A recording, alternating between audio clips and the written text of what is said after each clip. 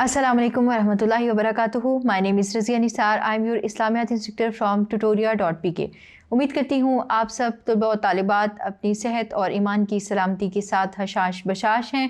मैं आज आपके सामने एक नए सबक की मश्क के साथ हाजिर हूँ। सबक है हमारा सूरतुल अहज़ाब का रुकू नंबर 3।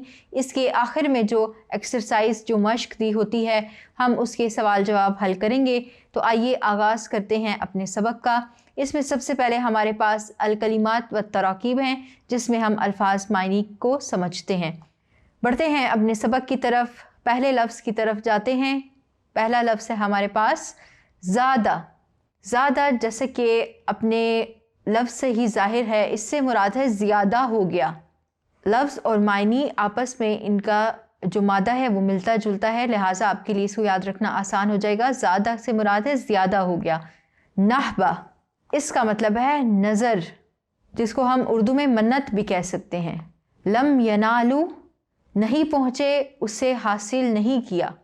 सयासीहिम उनके किले। वाहिद है इसकी सीसतुन यानी इसका मायनी होता है किला। काज़ाफ़ा काज़ाफ़ा से मुराद होता है फेंका या डाला। औरसा वारिस बनाया। तस्लीमा सरे तस्लीम खम करना या अतात अख्तियार करना। रद्दा रद्दा से मुराद है लौटा दिया, वापस कर दिया। अगला लफ्ज़ है हमारे पास ज़वाहरु, इसका मायनी है उन्होंने मदद की या साथ दिया। अगला लफ्ज़ है तअसीरूना, इससे मुराद है तुम कैदी बनाते हो। फिर अगला लफ्ज़ है हमारे पास लम ततऊहा, इससे मुराद है तुमने पामाल ना किया, तुमने कदम ना रखा। ये थे अल्फाज मायनी। उम्मीद करती हूँ आपको इनकी समझ आई होगी। अब हम बढ़ते हैं अपने मश्की सवालात की तरफ।